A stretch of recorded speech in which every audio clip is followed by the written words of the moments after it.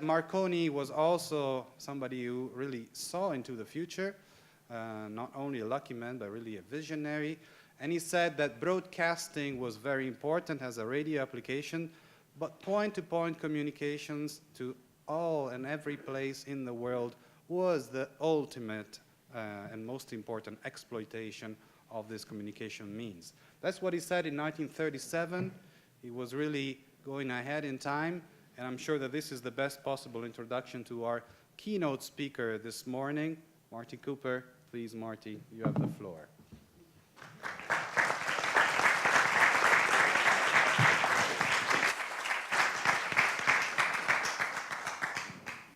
Thank you so much, Giovanni. Excellent. And Martin will be moving around. I can't express how touched I am by the honor that's bestowed on me, letting me open this conference and the prize itself. And I was really surprised at something when I looked at the symbol at your motto. My Latin is not very good, but I think it says that ingenuity sets humanity free. Is that pretty good? That really is one of my mantras. Technology has no meaning without human beings. I'm here somewhat under false pretenses. People keep talking about the fact that I used to be an engineer, but that's no longer true. I now have a new career. I call myself a historical futurist. You know, I've spent my entire life taking risks as an engineer, as an entrepreneur, and I've decided to take on a safe profession. So when I talk about history, I talk about a history so far back that anybody who would dispute me is not around anymore. And when I talk about the future, it's so far in the future that none of us will be there, so there's no accountability. I must say, I hope you'll also forgive me. I have one attribute. I'm not Italian, but I have an Italian attribute, and I feel like I can only talk with one hand now. It's a real handicap, but I'll try to do my best. Some 40 years ago, my colleagues at Motorola and I jump-started a revolution that was based upon one simple principle, and that is that people are mobile. They're naturally, inherently mobile. You just have to look at the streets of Bologna, the expressways in the United States, the airplanes flying over our heads. Seems like nobody is where they want to be. Everybody is going somewhere else. Yet, for over 100 years, since Alexander Graham Bell accidentally invented the telephone, we have been told that the only way to communicate at a distance was to hook ourselves up with a wire. And then, in the late 1960s, Bell Laboratories, part of AT&T, which is the biggest company in the world, announced that they were about to solve this problem. They had invented a new technique, a new technology called cellular. And cellular was going to set us free. And then we at Motorola were amazed to hear that Bell Labs' version of cellular was, first of all, they were going to be a monopoly. We didn't care for that very much. And secondly, a cellular phone to them was a car telephone. Here, for over 100 years, we had been trapped in our homes, tied to our desk by this wire. Now we are going to be trapped in our cars. Well, we didn't agree with that either. How do we take on the biggest company in the world? And especially when we had been trying to persuade our Federal Communications Agency that these new frequencies that they were going to give to the Bell system so they could do this to AT&T, that we couldn't use those frequencies. They were much too high. They were at 1,000 megahertz. Now we had to tell them, well, we changed our minds. Now we like them. And it's that when I decided that the only way we were going to have some impact is to actually show the world a real personal portable telephone. And so we made one. And that's what it looked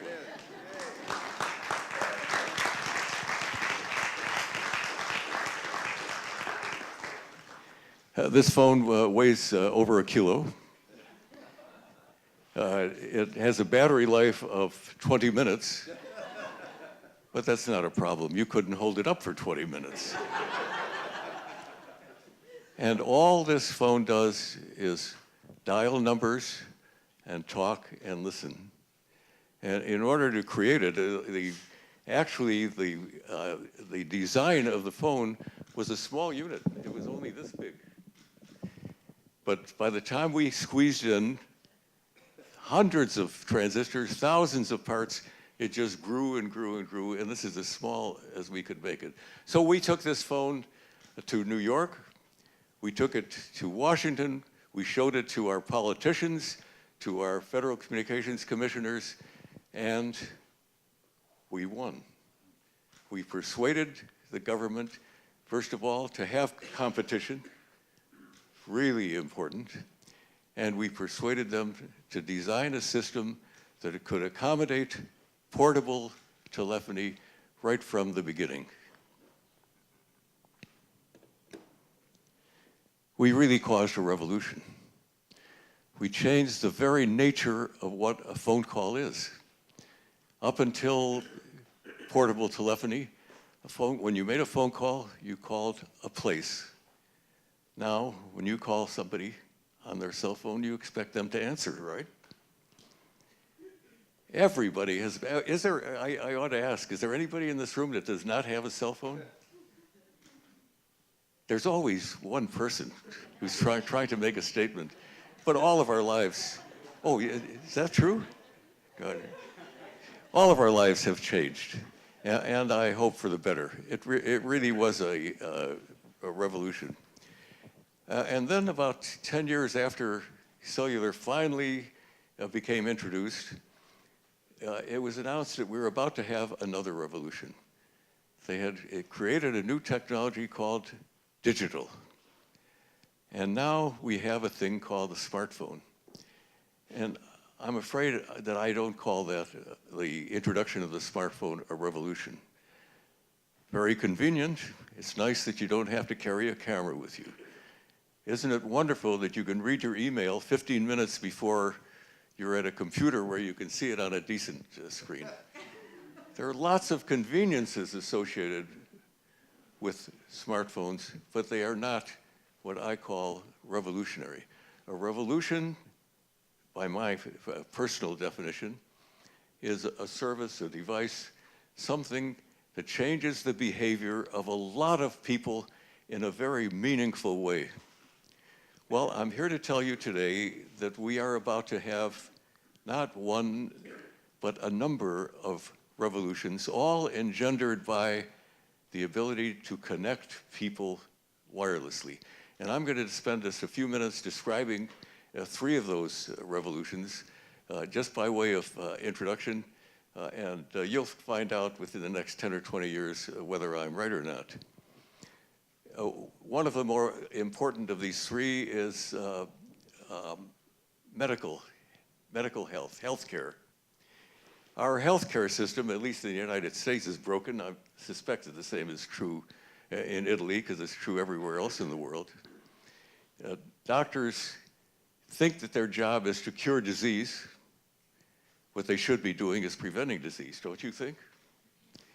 Well, what do we do to try to prevent disease? Well, we have a concept called the annual physical examination. I have one every 5 years, whether I need it or not. And a doctor will examine you and take a snapshot of your vital characteristics. But are those things meaningful? Not really. Because, first of all, your vital characteristics are changing all the time. You take a snapshot, you have no idea what will happen 10 minutes or an hour later. And second of all, how does a doctor know what's normal? We are all different from one another. What's normal for you is different for you. Suppose, however, that you could measure all of your vital characteristics and transmit those to a computer that analyzes things, that accumulates it, And you do that every minute. Have a physical examination every minute. Now we will be able to understand what things have changed. And I'll give you an example of how that can be useful. By the way, I'm going to talk about this in greater depth tomorrow, so I'm just going to give you one example of how healthcare is going to be revolutionized.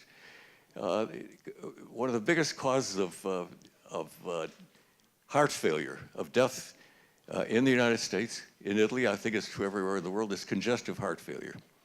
The nature of congestive heart failure is a form of pneumonia. You start accumulating fluid in your lungs, and if you don't catch it soon enough, you die. But we have sensors that can measure the amount of fluid in the lungs before it accumulates dangerously. And if you can tell somebody 8 hours or 10 hours or 12 hours before they get sick that they're going to be sick, they can do something about it. So this technology exists today. All we have to do is build some infrastructure, make the technology practical, but it's not a dream. The reality is, now this is the most important thing that I'm going to say today, every disease is actionably preventable. Every disease is actionably preventable. If we can detect a disease, we can stop it before it becomes a disease. Now, that may not make sense to you, but think about what a disease is. Our bodies, the insides of our bodies are a mess. I mean, we are full of bacteria, viruses, toxins, all kinds of ugly things. But if our immune system keeps these things under control, then we say that we are healthy. When our systems get out of control, then we are diseased. If someday we can sense a disease before it really starts affecting our bodies, there is the potential, there is the dream that our society can be disease-free. Wouldn't that be wonderful? So let me go on to another revolution that I think you already introduced, Senor Barbo, and that is education. Our education system may not be broken, but it has problems, especially the early education. I'm sure the universities do much better. But the first thing we do when our children start going to school is we put them in boxes. We assume that all 10-year-olds are exactly the same as all other 10-year-olds.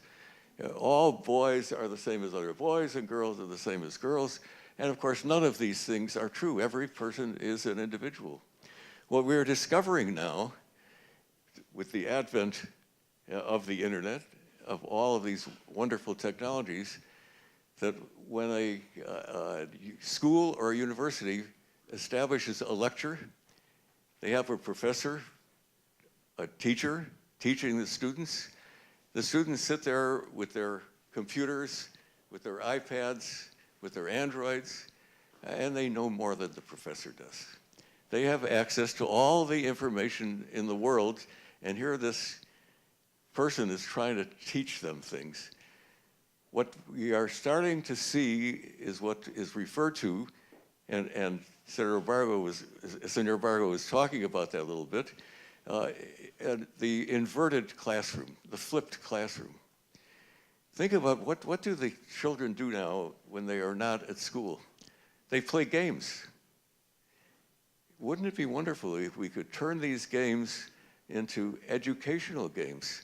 Have them have just as much fun as they're having today, but have them be educated at the same time.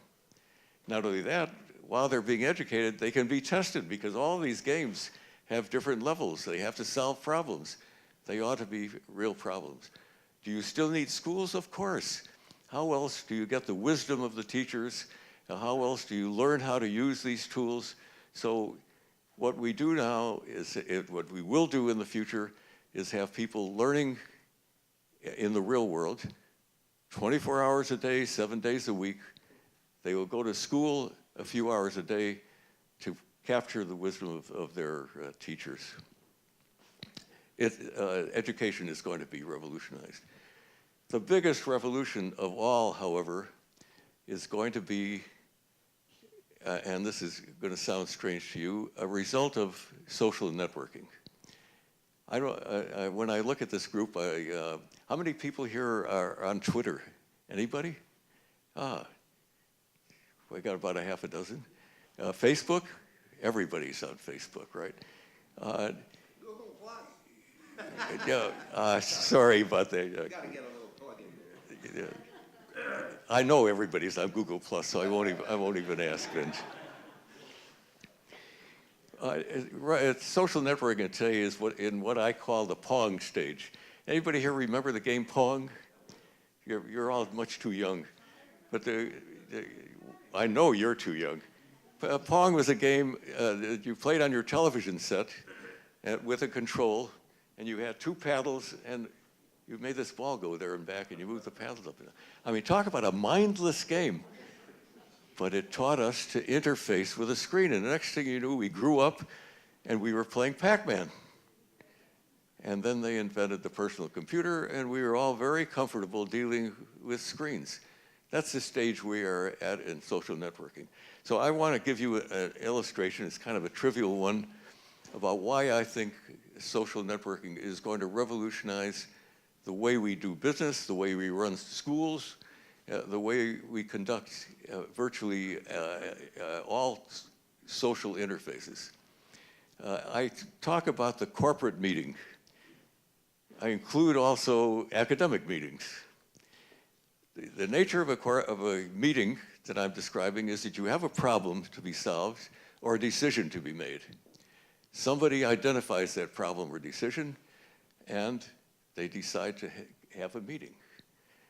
And they want people to solve this problem thinking out of the box.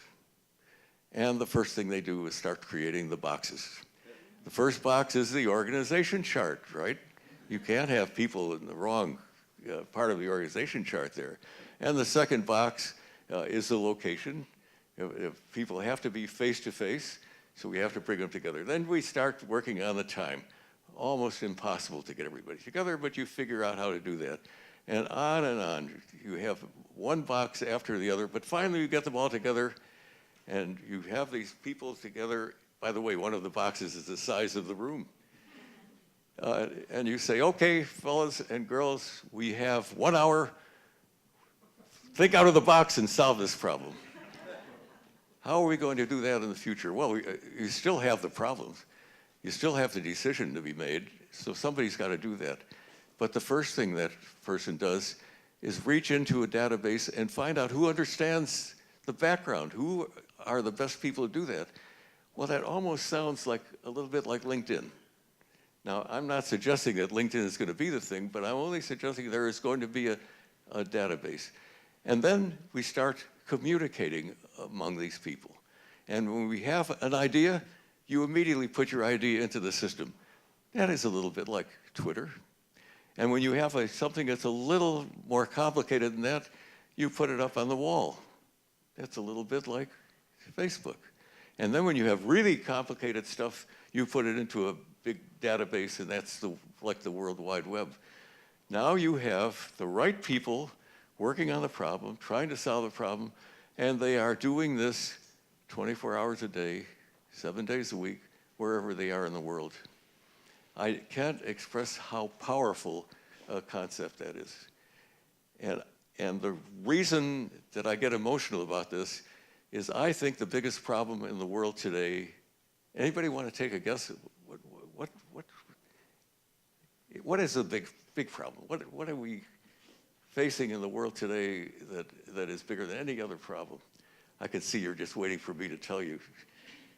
It is poverty. It is the difference between the haves and the have-nots.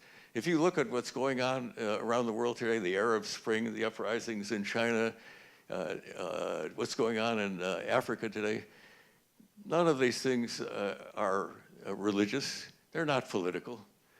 They are a result of communications. Everybody in the world knows what everybody else has. They want a piece of that.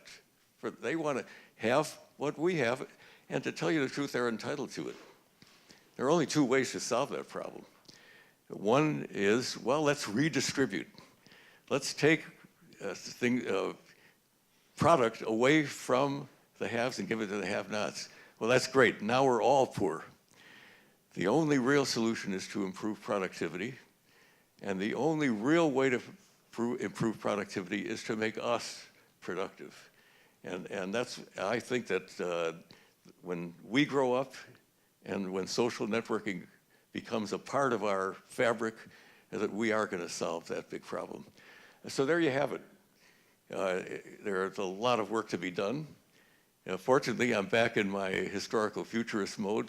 It actually is going to take generations to do all of that, but we've started already, and it is going to happen.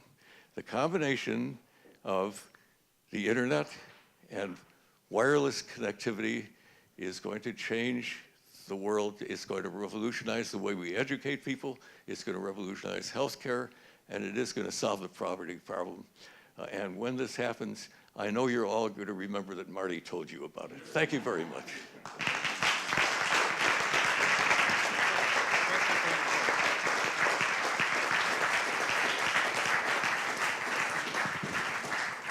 Excellent talk, and thank you very much. We have a question from the floor, please. Mark, I'd like to ask you a question about context, so everybody can hear me. When Vint and I were working on computer networking in the early days, the context was always the telephone system, and after a few explanations, it was very clear why this was a real innovation compared to the telephone network. And you did a very good job, I think, of explaining why the phone that you created, which people affectionately refer to as the brick, which can't hold up for very long, was an innovation compared to the fixed landline telephone system. I'd be interested in your view of how you distinguish this in the context of the walkie-talkie system, which had portable phones that people used to carry. It's a pretty straightforward answer, I think, but I'd like to hear your view on that context. Well, Bob, that's a very intelligent question. Not that I would expect anything other than thank you. Walkie-talkies. Does everybody know what a walkie-talkie is? You know, it's a two-way radio. By the way, I ought to mention that my beginnings were in the two-way radio business, which was a most unfortunate thing. If you could imagine how hard it is to tell your mother that you're in the two-way radio business and look at this, her eyes glaze over. I mean, this is a woman who was looking forward to having a doctor or a judge, and I'm a two-way radio engineer. But two-way radios, by the way, whose primary function is improvement of productivity, connects people, but it connects groups. Two-way radio is one to many. When you talk on a two-way radio, you are talking to a group of people, and for most industrial kinds of functions, it's very valuable communications. But it is a very different thing than connecting one person to another.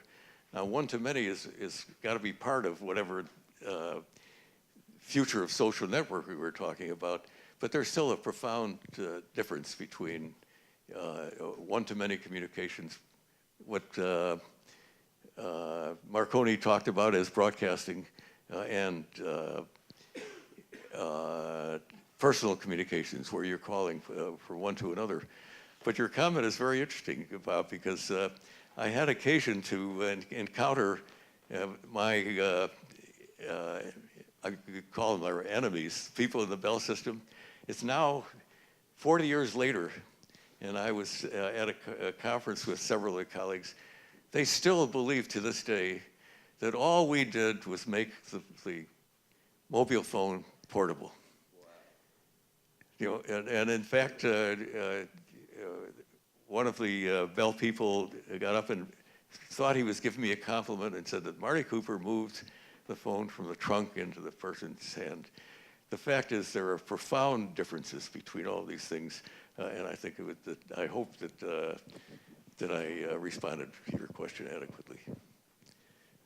Okay, thank you very much. Any other questions from the floor? Since we have Marty Cooper here, please. Thank you. Thanks, Marty. Just a question on vested interests in terms of these revolutions. With the health one, I set my students that task as a general topic. Now, how might we improve the health system? One of the observations was that doctors are against what you propose, in a sense. You know, doctors have a vested interest in people being sick instead of necessarily, being healthy, and they will come up with all the reasons why these monitoring systems, maybe are not going to work. The same with social media. I use social media in my teaching. I have to tell you that a lot of my colleagues are horrified. So, so just a comment about, overcoming various vested interests from so-called experts who are maybe not ready to accept these sorts of ideas. No, I think you're exactly right. One of the reasons that it takes generations to make the kinds of changes that I'm talking about is that they are disruptive. They change the way we're organized, they change what people do, and people in general. That's one of the big challenges of the Marconi Institute for Creativity, I have to keep, is that the whole world is focused on stability. The world doesn't really, they give lip service to creativity, but the world doesn't really think much of creativity. They want the world to be predictable, and they want things to be as they were, and those of us that are trying to change things have a real problem. Somebody talked about, I think, I don't know, it was Sir David, about people being laughed at, and I was one of them. I had somebody come to me from Britain as late as 1982, the year before we made a cellular commercial, and he said, well, we Brits are different. Any Brits here? Yeah, you're a Brit.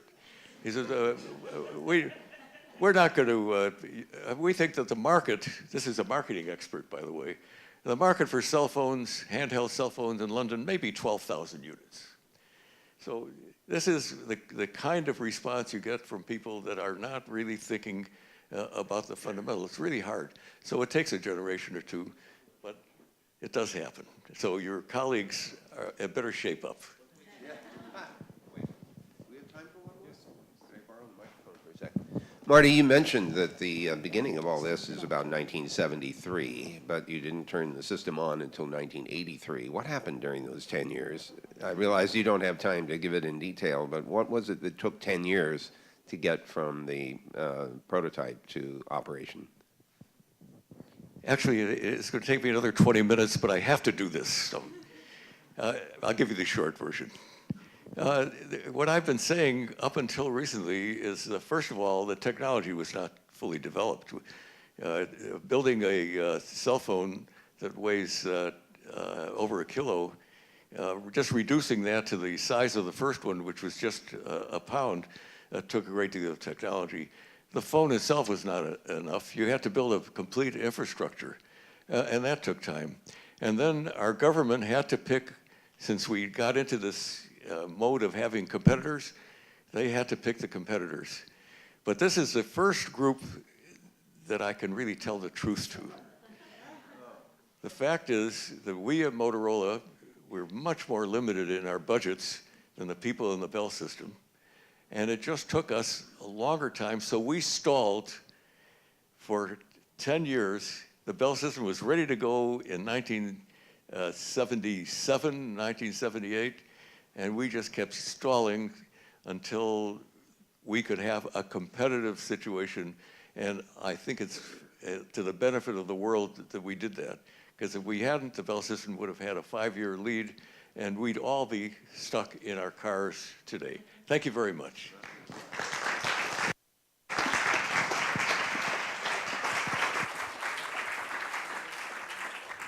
Okay, so thanks again to Martin Cooper. We will hear from him again on Tuesday, and of course at the gala dinner on Tuesday night. So it's time to close this opening session. I want to thank again this excellent panel, so please join me in giving a round.